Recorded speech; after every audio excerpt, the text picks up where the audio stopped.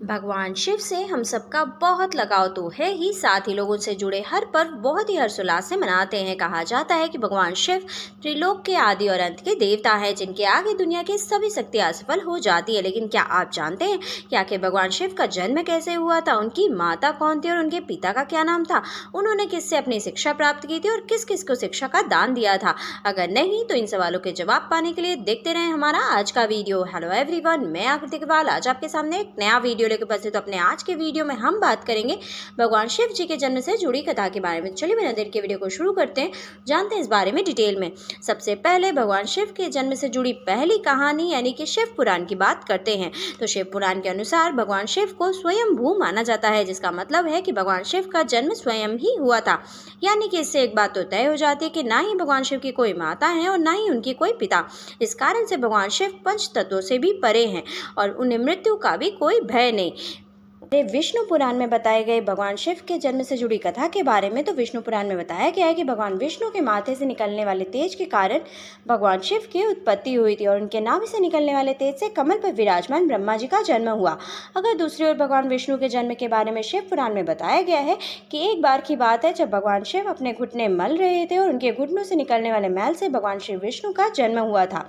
पर यदि ऐसा हुआ था तो विष्णु पुराण और शिव पुराण एक दूसरे से बिल्कुल अलग है। इस कथा के अलावा भगवान शिव के जन्म की एक और पौराणिक कथा काफ़ी ज़्यादा पॉपुलर है, जिसे शायद आपने अपने बड़े बुजुर्गों से ज़रूर सुना होगा।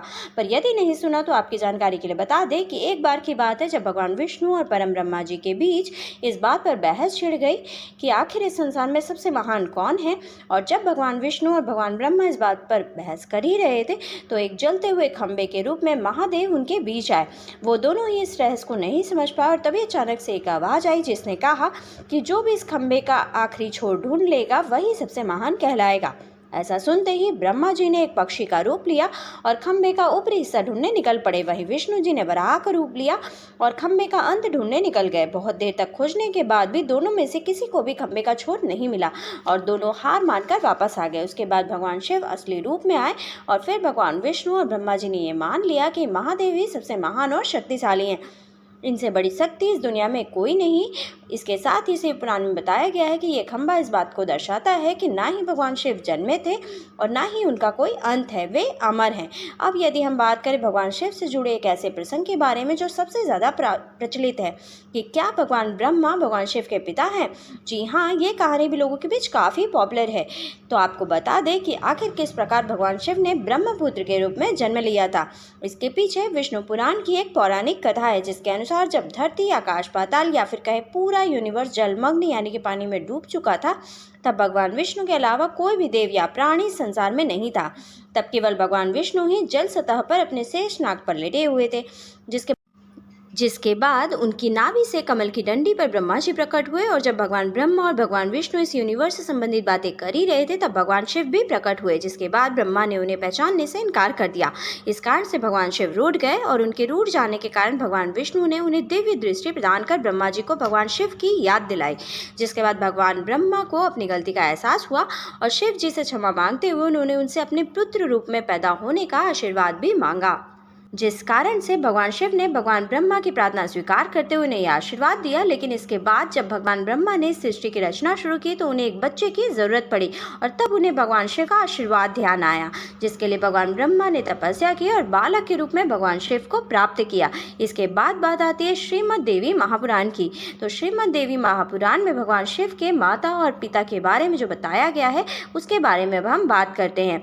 श्रीमद् देवी महापुराण के अनुसार देखा जाए तो एक बार जब नारद जी ने अपने पिता भगवान ब्रह्मा से पूछा कि सृष्टि का निर्माण किसने किया है, साथ ही भगवान विष्णु, भगवान शिव और आपके माता पिता कौन हैं, तब भगवान ब्रह्मा जी ने नारद जी को त्रिदेवों के जन्म के बारे में बताया और जो बताया वो बहुत ही चौंका देने वाली बात है। दरअसल उन्होंने कहा कि देवी दुर्गा और शिव स्वरूप ब्रह्मा के योग से ब्रह्मा, विष्णु और महेश का जन्म हुआ था। यानी कि प्रकृति का रूप लिए माँ दुर्गा ही हम तीनों की माता हैं और ब्रह्मा यानी काल सदाशिव हमारे पिता हैं।